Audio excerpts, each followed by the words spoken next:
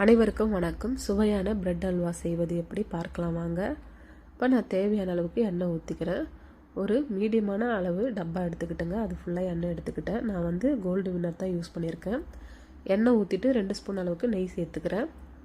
இப்போ ஹீட் ஆன பிறகு ஒரு கைப்பிடி அளவுக்கு முந்திரி பருப்பு, இப்போ ஒரு கைப்பிடி அளவுக்கு பாதாம் பருப்பு சேர்த்துக்கிறேன். ஒரு 2 நிமிஷம் நல்லா எண்ணெயில் வறுத்து எடுக்கணும். நல்லா பொன்னிறமாக வர வரைக்கும் வறுத்து எடுத்துக்கணும். ரொம்ப தீயை வச்சு எடுத்துக்கக்கூடாதுங்க. நல்லா பொன்னிறமாக வந்த பிறகு இப்போ எடுத்துக்கிறேன். நல்லா வறுத்து எடுத்துட்டேன். இப்போ கட் பண்ணி வச்ச ப்ரெட் எடுத்து சேர்த்துக்கிறேன். நான் வந்து 10 ப்ரெட்டு எடுத்துக்கிட்டேங்க. நல்லா கட்டமாக கட் பண்ணி எடுத்துக்கிட்டேன். இப்போ ப்ரெட்டை வந்து எண்ணெயில் சேர்த்துக்கிறேன். ப்ரெட்டு வந்து நல்லா பொன்னிறமாக வர வரைக்கும் நல்லா வறுத்து எடுத்துக்கணும். ரொம்ப தீயை வச்சு எடுத்துக்கக்கூடாது. மொறுன்னு வர அளவுக்கு நல்லா வறுத்து எடுத்துக்கணும். இப்போ எல்லா ப்ரெட்டையுமே இதேமாரி நல்லா பொன்னிறமாக வறுத்து எடுத்துக்கிறேன்.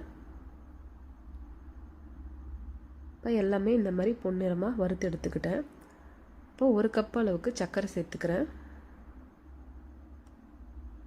ஒரு 5 நிமிஷம் நல்லா கலந்து விட்டுடணும் சர்க்கரையை. இப்போ வறுத்து எடுத்து வச்ச ப்ரெட்டு இதில் சேர்த்துக்கிறேன். ப்ரெட்டை சேர்த்துட்டு ஃப்ரெஷ்ஷான பால் வந்து ஒரு 1/2 கப் சேர்த்துக்கிறேன். பாலை சேர்த்துட்டு அடிப்பிடிக்காத அளவுக்கு ஒரு 10 நிமிஷம் நல்லா கலந்து விட்டுக்கிட்டே இருக்கணும். ப்ரெட்டு நல்லா உடஞ்சி வரணும். ஒரு 10 நிமிஷத்துக்கு நல்லா கலந்து விட்டுக்கிட்டே இருக்கணும் அடிப்பிடிக்காத அளவுக்கு. இப்போ நல்லா ப்ரெட்டெல்லாம் உடச்சி விட்டுட்டேன். மறுபடியும் ஒரு 1/2 கப் பால் சேர்த்துக்கிறேன்.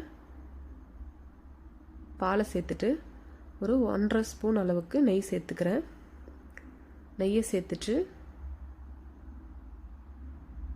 ஒரு 10 நிமிஷத்துக்கு அடி பிடிக்காத அளவுக்கு நல்லா கலந்து விட்டுக்கிட்டே இருக்கணும்.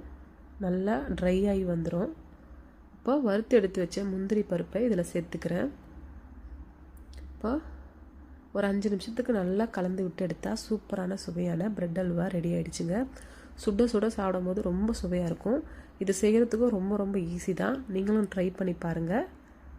ரொம்ப சுவையாக இருக்கும். பிடிச்சிருந்தா சப்ஸ்கிரைப் பண்ணுங்கள், லைக் பண்ணுங்கள். தேங்க்யூ. Follow me.